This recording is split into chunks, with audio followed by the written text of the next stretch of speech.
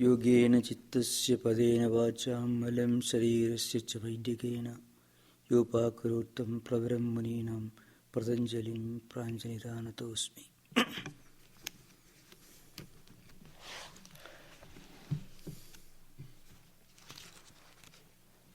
So in the last class, we were discussing what is technically known as the Samprajñāta Samadhi, the first stage of Samadhi. While discussing this, we already mentioned that it has 3 different stages. So those of you who have got the book, you'll find here. Vitarka, Vichara, Ananta, Asmita, Anugamat. That is external objects, subtle objects, and then blissfulness, which is technically known as Grahya, Grahaka, and Grihita. Well, before taking up this Samadhi topic, it is maybe more appropriate to discuss the early stages, because as I mentioned earlier, Patanjali's text is not exactly in chronological order. His first chapter deals with the perfect concentration, the highest concentration. That's called Samadhi Pada. I mean the chapter that deals with Samadhi, which is the way to complete liberation. His next chapter, the second chapter, deals with different disciplines, different means, different methods to attain fitness, complete fitness to practice this Samadhi, to attain the Samadhi. His third chapter deals with some of the supernatural faculties that we may obtain while practicing yoga. And his last chapter deals, of course, with the last stage of yoga, that is liberation. So, when we discuss Samadhi, we must remember the Samadhi or perfect concentration is the last of the 8 steps in yoga. Yoga has got 8 steps. Yama, Niyama, Asana, Pranayama, Pratyahara, Dharana, Dhyana, Samadhi. These are the 8 steps, 8-fold path. Of this, Samadhi is the last one. It is in his second chapter that he elaborately discusses the means, the different steps towards achieving the highest degree of fitness to practice fixing the mind, then meditation, then Samadhi, concentration. If you look at these 8 steps, you find the last 3 steps constitute one single whole. It's called Dharana, Dhyana, Samadhi, 3 together. When I explain this, we will understand. Dharana means the ability to fix our mind on something. Dhyana is meditation, which means the ability to fix our mind on something for a long time. Samadhi is the last step, when we achieve perfect, complete concentration, which leads to liberation. When we attain this highest Samadhi, which will be called in the coming sutras, we will discuss Asamprajñāta Samadhi, which is the last stage, where there is no object of concentration. Where we concentrate on our own inner essence, all objects vanish when concentration reaches the highest state, which is the last stage of samadhi. Samadhi has two stages: samprajnata, where there is an object of concentration; asamprajnata, where there is no object, where you go beyond prajna. Going beyond prajna means going beyond even the idea that I exist. That's highest state. Now, and this highest samadhi is the means for liberation. Now, before coming to that, I will deal with the steps, the means, which Patanjali explains in the second chapter of his Yoga Sutra text. So, those of you who have got the text with you can refer to the 29th Sutra of second chapter. The highest asamprajnata samadhi that we mention now is discussed in the 18th Sutra of first chapter. But the means are described in the second chapter, and it begins on 29th Sutra of second chapter. I already referred to this yama, niyama, etc. Now, those of you who got the text can refer to the 29th verse of second chapter. It's called sadhana pada in the Sanskrit. Sadhana means the means, the instruments, the methods. Here, in the 29th Sutra, Patanjali gives the whole list of the 8 steps of yoga. It's called Ashtanga Yoga. It's called Raja Yoga. Before taking up the subjects, again, I want you to keep in mind the whole picture of what we discussed so far. That will help us to understand Patanjali's system better.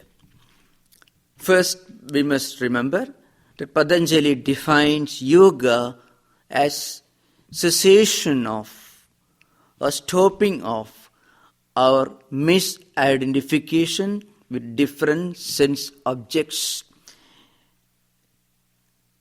Stopping or cessation of identifying ourselves with the modifications that arise out of our experience interaction with different objects. When we see an object, we identify ourselves as the one who sees that object. And when we have a painful experience, we identify ourselves as the one, as an entity that experiences that painful experience, that goes through that painful experience, so we suffer pain. The modifications that emerge out of our sense contact is superimposed upon our personality. As a result, we become anxious,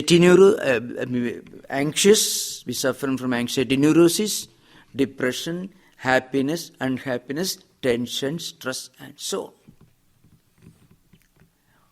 When we stop this misidentification with these modifications that emerge out of sense contact or sense experiences, then that is the goal of yoga. Yogaha chitta vritti nirodha.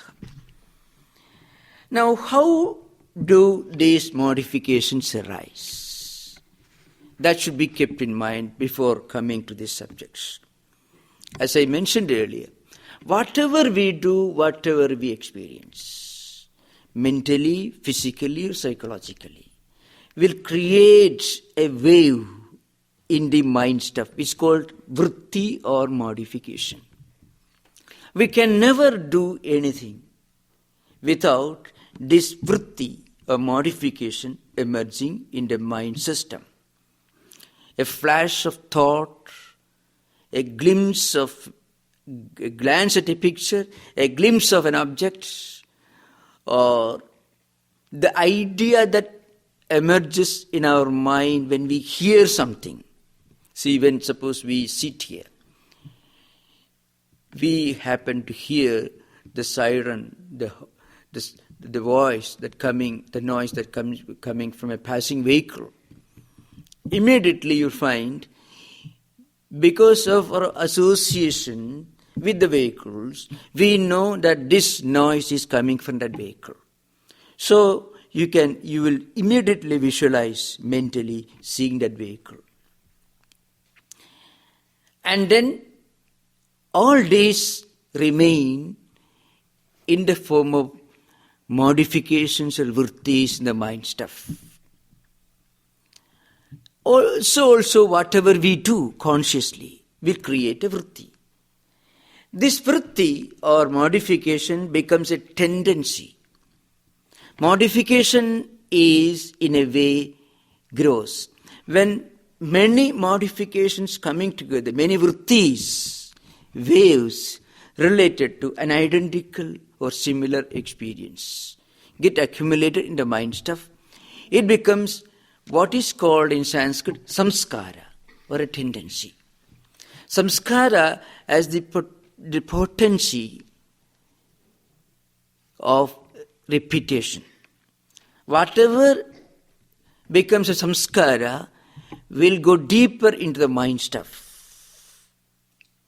That's why if we have the samskaras within our mind stuff, then when we interact with an identical or similar object outside, this samskara will re-emerge in the mind and we mentally connect with that experience. If the samskaras did not exist in the mind stuff, then external objects will not be able to influence us. Many things when we pass in the street, move in the street, if you see an object, you go on looking at that object. It means there is an identical samskara, which is called a tendency, potency, that is accumulated in the mind stuff, in a personality. And when a parallel or a similar visual object emerges, eyes go towards that, and mind also goes towards that. If the samskara did not exist in the mind stuff, eyes may go, but mind will not go. If mind and eyes do not go together, then there will be no experience. One may sit somewhere staring with eyes, both the eyes open. If the mind is somewhere else, we won't be seeing, though we will be looking. If our mind and ears do not come together, they do not cooperate, they function together, then you won't come to know of an object that produces a noise. So, this mind suddenly projects a pre-experienced tendency or samskara forward, and then we naturally get focused on that object.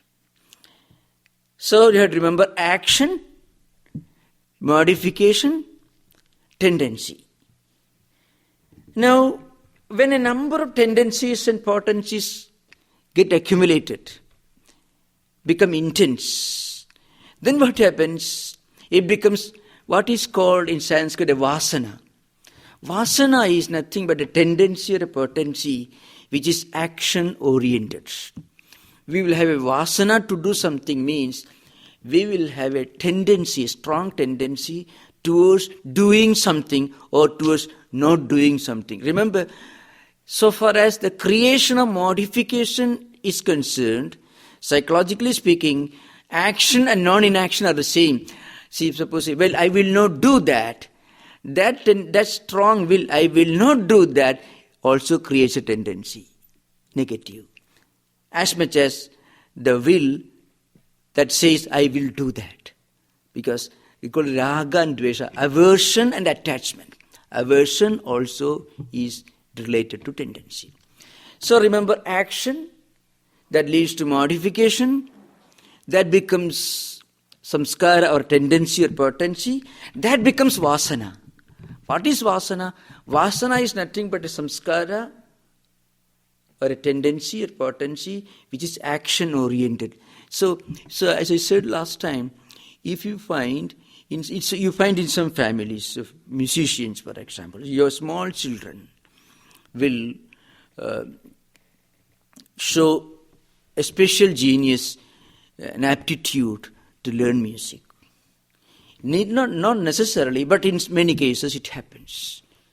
So what does it mean? In Sanskrit it's called, they have a vasana, means a strong tendency to practice music. It may be accumulated through environmental, acquired or inherited tendencies, whatever may be. This vasana becomes, what in Sanskrit is called, it's called sankalpa, means a will. I will do that. And that will produces action. Action again produces modification. Modification produces tendency. Tendency produces, this vasana is called action-oriented tendency. Again it leads to will to repeat action. Action again produces tendency. Like that it goes in cycles. In fact, the whole human personality is nothing but a kind of movement through this cycle. What is yoga trying to do is to stop this process of moving along the wheel. If you go on moving along the wheel, there is no way to come out. Because the wheel has no beginning and no end.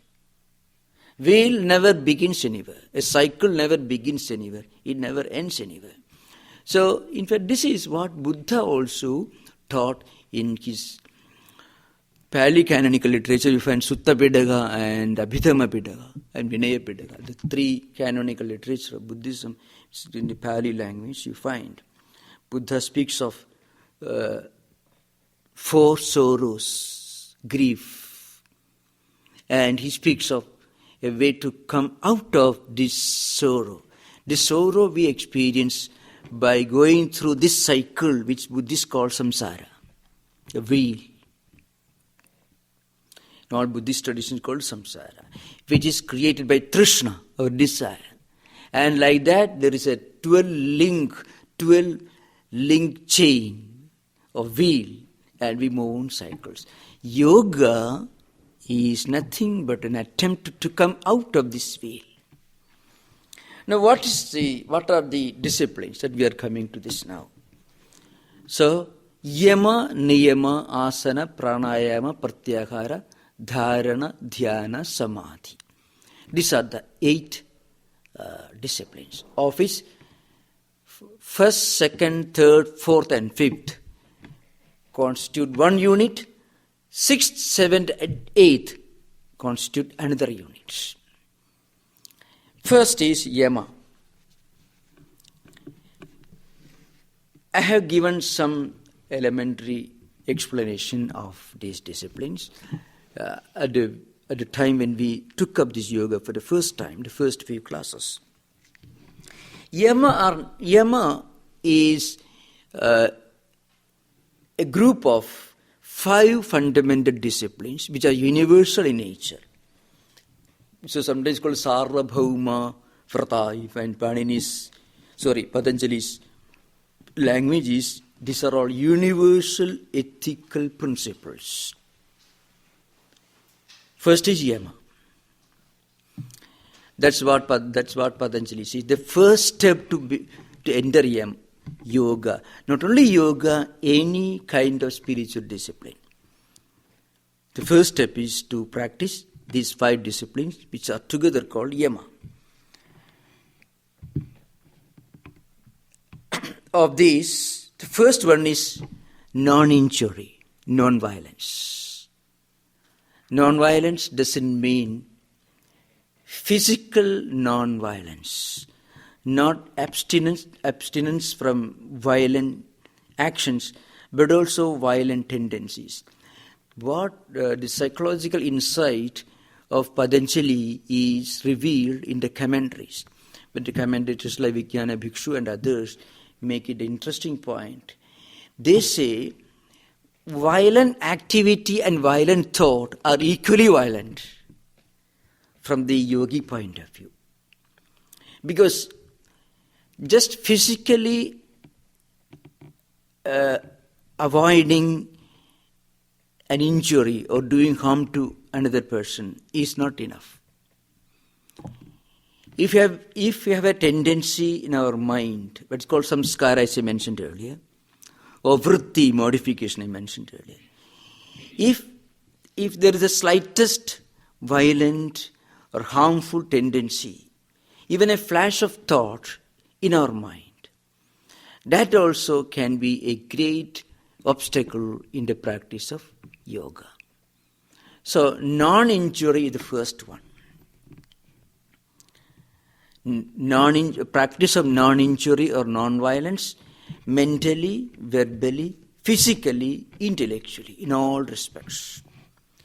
We have to remember, and that's a technical point to remember, ahimsa is a term used here, non-violence.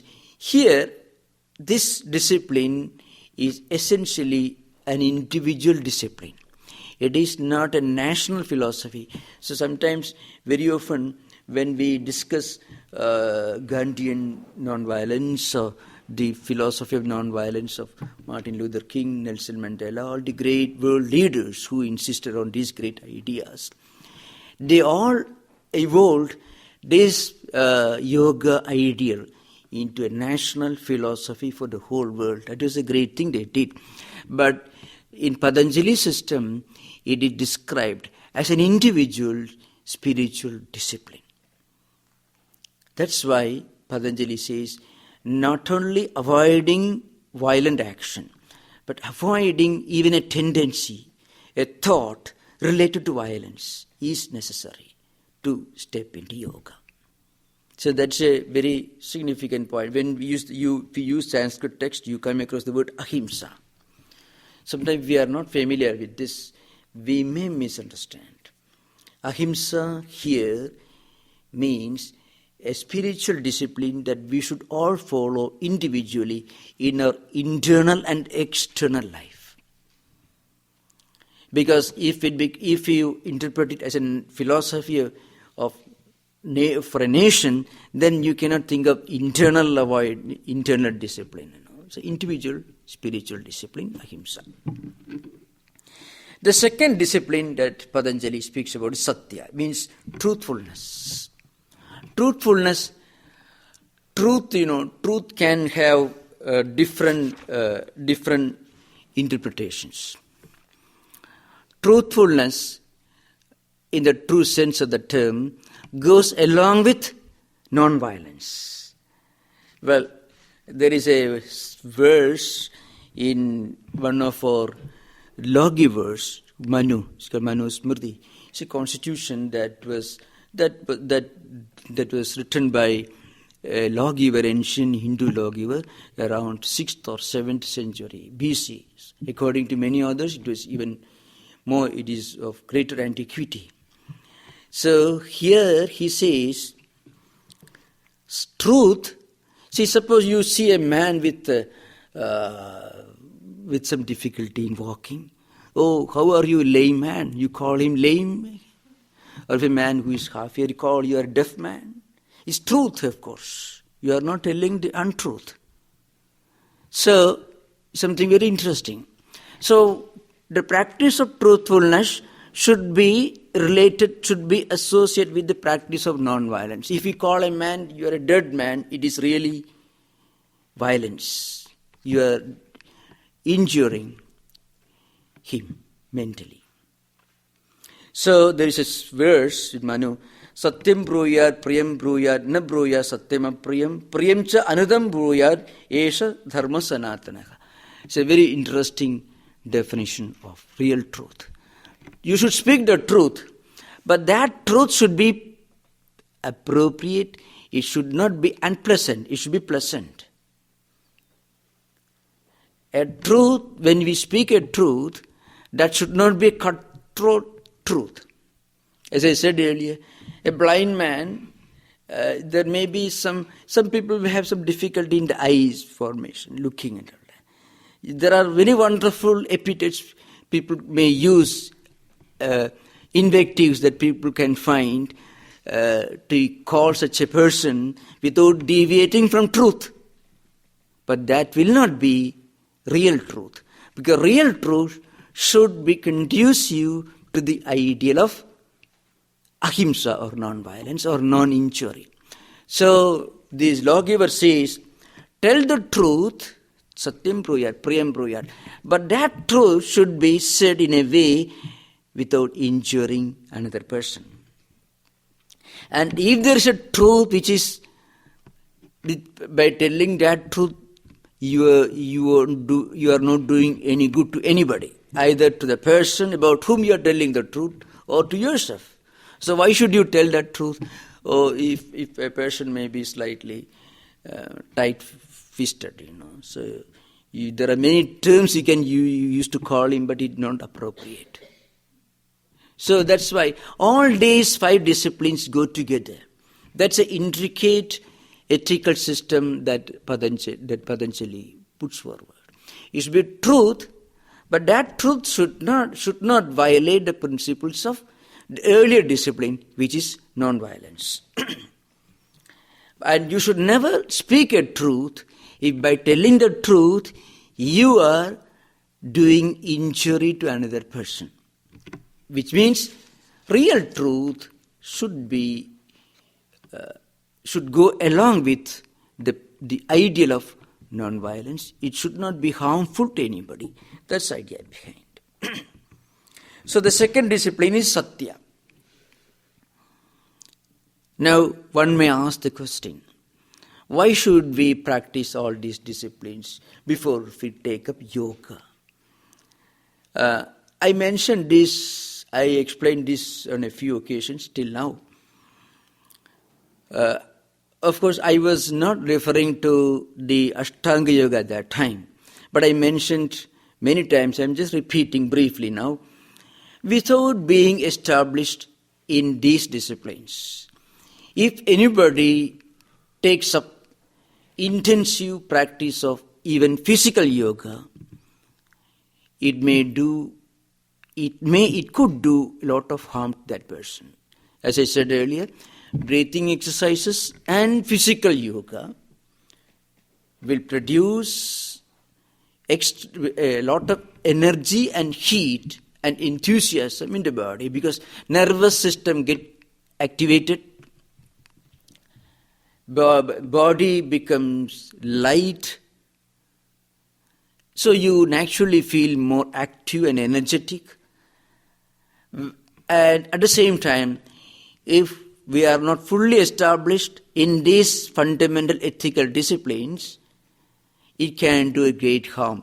A person with violent tendency, if he or she practices breathing exercise, that's called pranayama is mentioned here, or asana, yogic exercises, it could create problem. Because whatever is our natural tendency will get aggravated, will become hyperactive when we practice pranayama, or concentration, or yoga. Therefore, non-violence is the first discipline, and truthfulness is the second discipline. The third discipline is asteya, which literally means non-stealing or abstinence from theft. I mean, a tendency to avoid doing something which is wrong. So, the asteya literally means non-stealing, but in a broader sense, it should mean not having a desire for anything which doesn't belong to us. And it is related to another great quality which is described in the second, that is niyama, the second class of disciplines, that is aparigraha. So, it's very important that one should be established in non-violence, truthfulness, and again, that's going to be discussed in the second mantra, the second group of disciplines known as niyama. That is santosha. You find in the 31st sutra, Patanjali speaks about niyamas. These niyamas are relative disciplines. Shauja, Santosha, Tapas, Swadhyaya, Ishwar, Pranidhana. Shauja is purity, cleanliness, internal and external, mental and physical. But contentment is mentioned there in the 32nd sutra, when Patanjali gives the list of disciplines which are together called niyamas.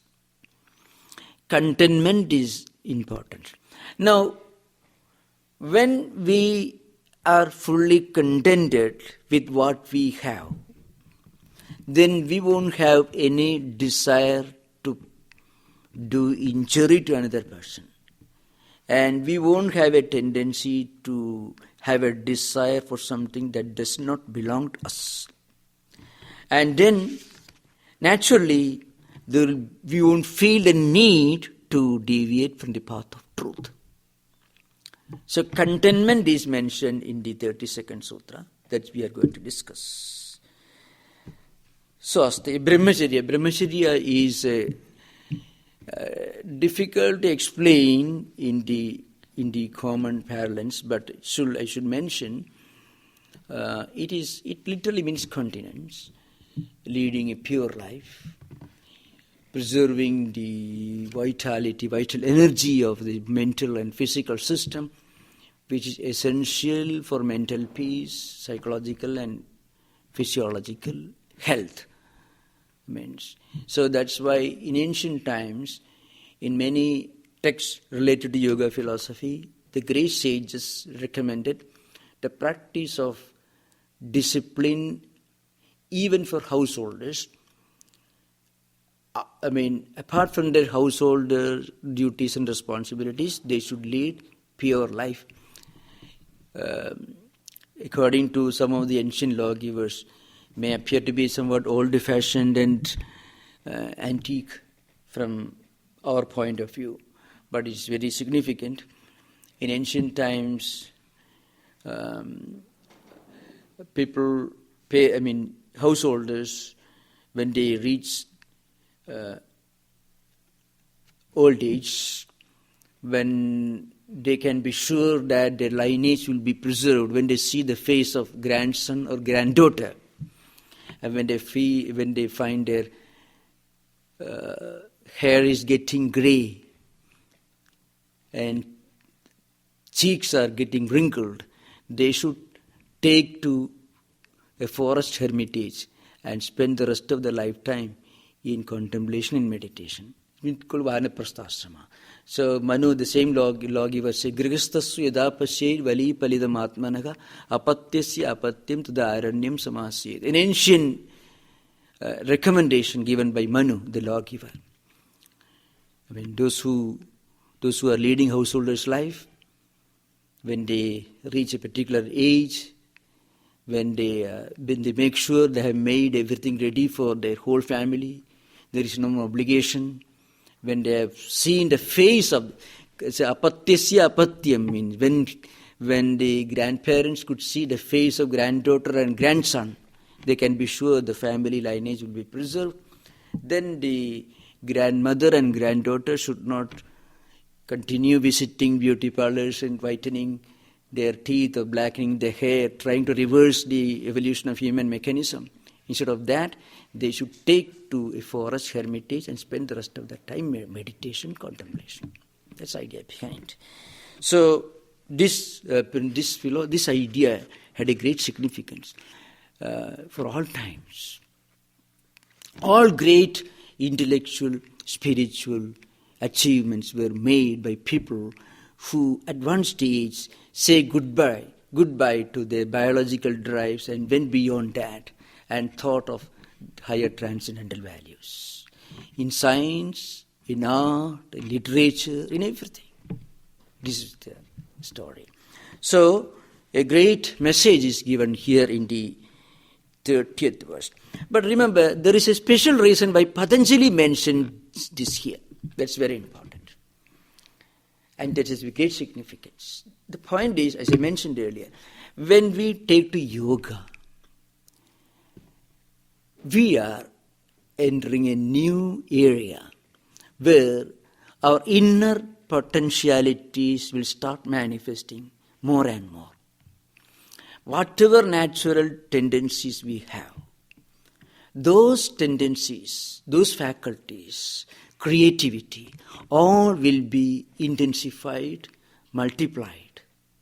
That's why yoga is sometimes employed for improving creativity of writers, thinkers, poets, and troyes, because practice of pranayama and asana will, as I said earlier, will activate psychological system, activate nervous system. So you will become more active, and as the nerve centers become, when they wake up, when they are awakened, new and higher faculties will develop. Second reason that Patanjali insists is this: the energy and heat and creativity and power of mind, as I said, psychological faculties that are associated with the practice of yoga should become the fuel to take us all the way to the 8th stage, that is samadhi. And you should remember, yama is the first stage, samadhi is the last stage. Samadhi is the goal, yama is the first step of the ladder. Yama and niyama should be practiced before you start practicing asana, pranayama, pratyahara, etc. Dharana, dhyana, etc. Why? Because asana, pranayama, pratyahara. Asana means your postures. Pranayama could mean breathing exercises. Dharana could mean ability to fix your mind on something. Pratyahara means withdrawing mind from external things. All this will naturally increase our inner faculties, mental faculties, intellectual faculties. So this increase of intellectual, mental and physical faculties should be done with great caution. If a naturally violent man tries to practice all this, you know what happens? He will become ultra-violent. He will become a great criminal. If a person who has not controlled his mind, has not reached some level of mental purity, if he suddenly awakens his nerve centers and nervous system, what happens? I don't want to name anybody, but if you read the history of yoga, those who talked about spirituality, you find there are a few unfortunate cases which I won't mention, but all because they started the practice of asana, pranayama, pratyahara before they were fully established in yama and niyama. That's a very important thing to understand. Because mind will take you in the opposite direction. Yama and niyama gives you the fuel that moves the engine forward till you reach samadhi stage, till you get liberation. But the same fuel can take you in the wrong direction, can take you to a precipice. And this has happened in the case of a few unfortunate instances, which I don't want to mention. So that's why Patanjali makes it very clear. One should practice non-violence, truthfulness, abstinence from theft, non-stealing, and spiritual discipline, continence. Plus, last one is non-covetousness, aparigraha. Really means not having a desire to accept things from others. That is again related to the absence of greed, which is again related to the third discipline, asteya, which again is related to the higher principle, ethical principle, means contentment. You find this mentioned in the 32nd sutra, Sauja Santosha. Santosha is a state, it's a mental state where you feel that you have got something beyond which there is nothing to seek. It's a great experience. The ultimate, highest contentment comes only at the last stage. But its various shades, various stages in the path of contentment could be experienced if we practice these disciplines. So contentment is a great virtue. We feel that, we have got something. There is nothing more to seek. And we feel perfect harmony within, harmony without. So, Patanjali speaks of these 5 fundamental disciplines. And he says, Ete jati desha kala samaya anavachinnaha sarvabhauma mahavratam. He says, these are great, grand disciplines, values, he says, which are universal in nature, which are applicable and relevant for all people, in all traditions, in all cultures. These disciplines are not confined to the path of yoga. These disciplines are to be practiced stage by stage. Because many of these disciplines, if we can practice to some extent, even if you make an attempt to practice any of these disciplines, you will feel slowly we become more and more peaceful within, and our inner life and outer life, our interaction with the rest of the world, with other people also becomes more and more peaceful. That's why he makes a grand statement in the next sutra. All these disciplines, they are relevant for all times. They are universal, ethical, moral, spiritual values. They are not confined to any particular group, nation, religion, or anything. They are universal, ethical values. He makes that point very clear.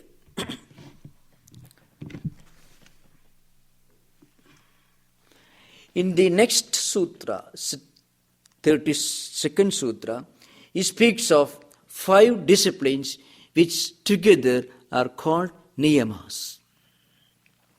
That is the second stage in the 8-limb path of yoga. The 8th one is samadhi, which we discussed in the previous chapter, first chapter. You remember samprajnata samadhi and asamprajnata samadhi. So, the second discipline is niyama that we will discuss in the next class. And before I conclude, I want to make this announcement. This is the last class before the winter recess. The next class after the winter recess will be on Friday, January the 23rd, 2015. So please remember, this is the last class before the winter recess begins. The next class will be on Friday, January the 23rd, 2015. Now we will have 10 minutes interaction or discussion on any subject that you may feel like discussing. Patanjali recommends we practice ahimsa, satya. Now, but where are we to get our strength to practice that? For instance, is not meditation one of the sources of strength to practice that? Do you wait to meditation? You cannot wait to meditation. You're perfect. Yes, that's true. Now, so in all these disciplines, there are 2 stages that will become clear as we progress in this class. At the first stage, we make attempt to practice these disciplines. The second stage, we get fully established in all these disciplines. At the later stage, they become our natural characteristics. At the beginning, we are trying to practice them. As we try to practice them, we find we already start practicing. The complete perfection in all these disciplines is possible only when we reach samadhi state. But it doesn't mean that we cannot begin. That's why in all these great disciplines, description of different features of yoga and Vedanta, there are two dimensions. In the beginning, we must look upon them as goals to be achieved and try to practice. But you find 100% perfection in ahimsa, satya, all this is possible only when we reach the highest samadhi level, when they become our natural characteristics. So that's the idea behind. So, but in that course, I mean, as you start to practice and you have a goal, at that point are you starting meditation?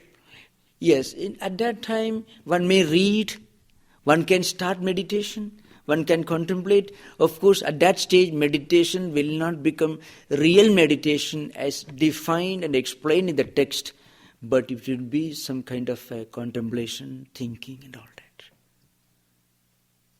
That's why we do not wait till we get fully established on the discipline number 1 to progress discipline number 2.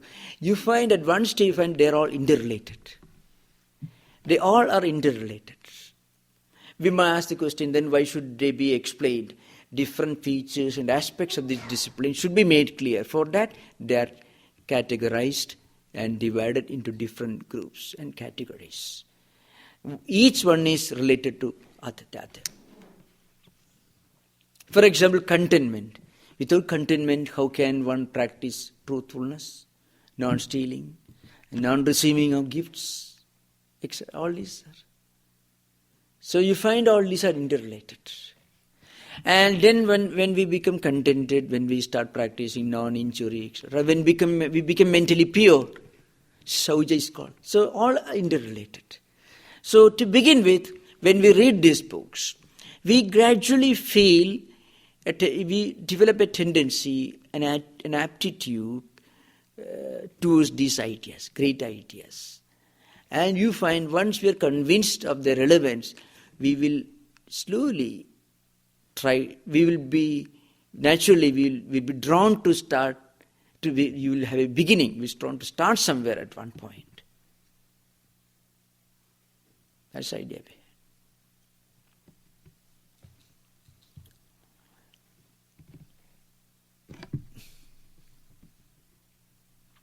That's why it's called hearing is important. It's something very interesting. Hearing means Sravanam.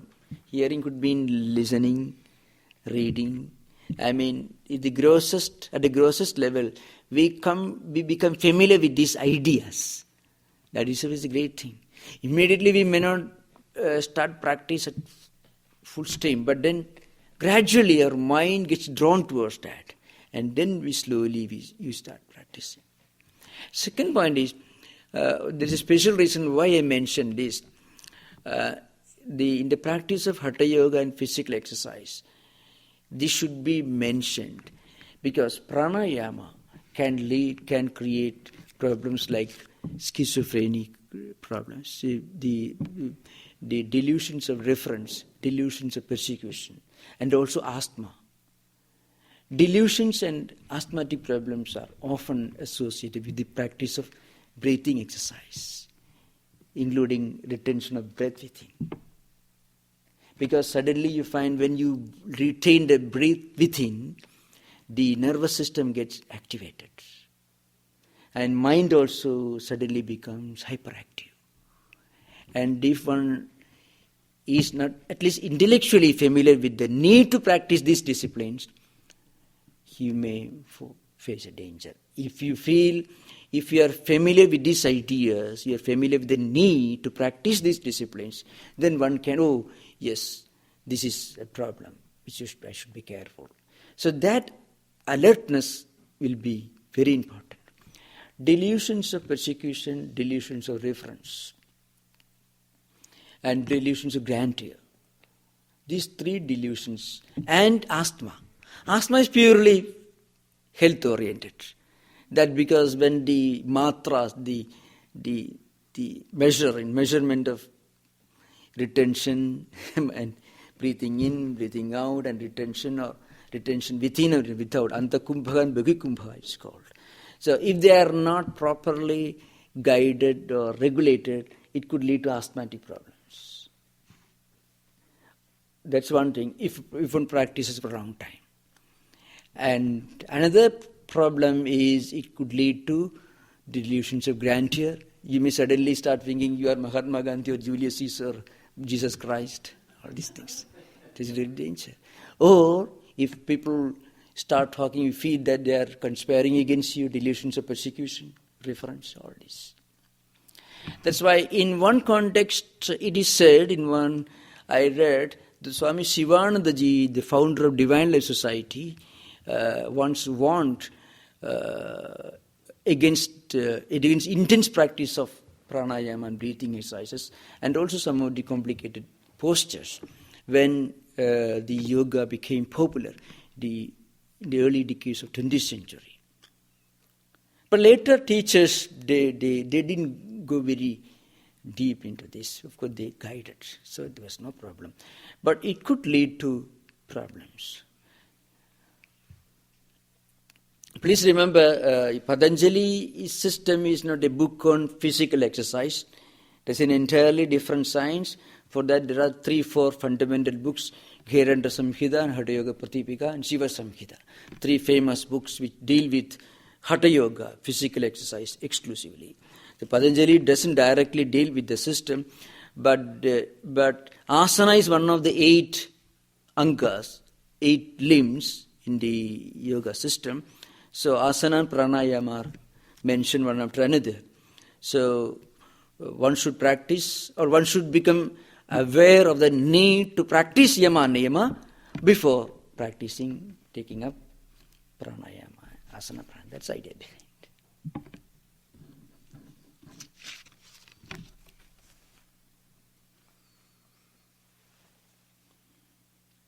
Any other subject for discussion?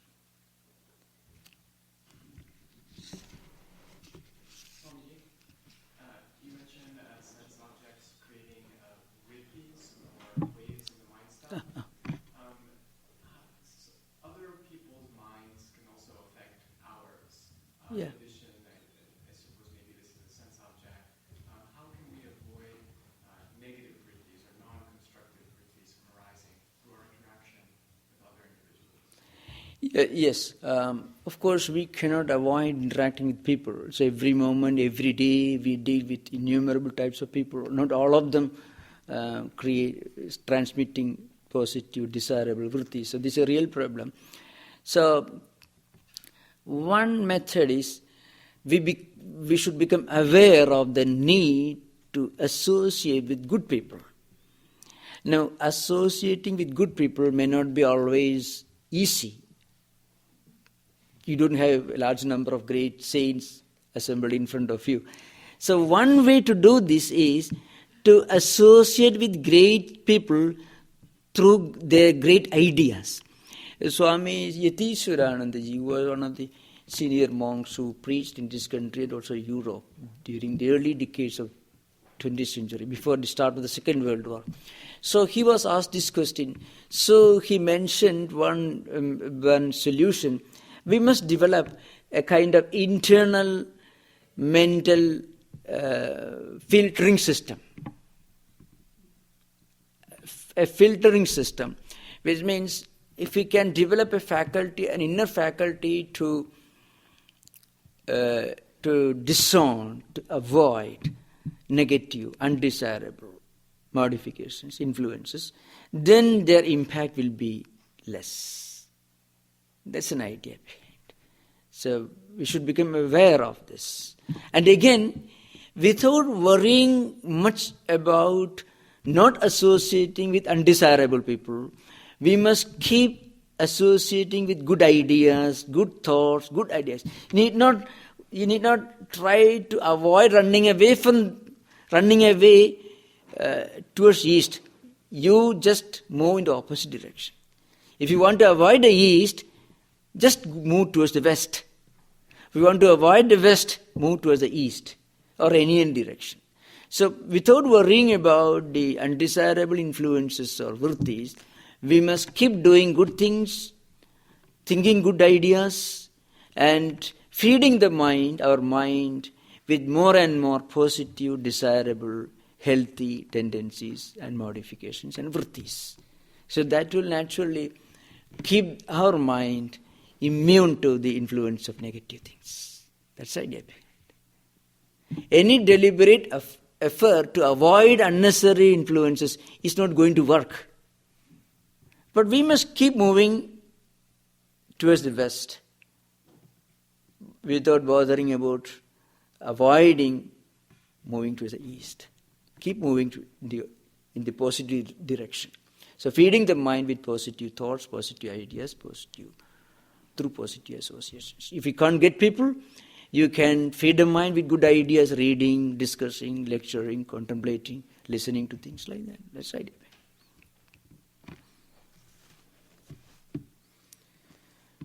So please remember, next class will be on Friday, January the 23rd, 7:30.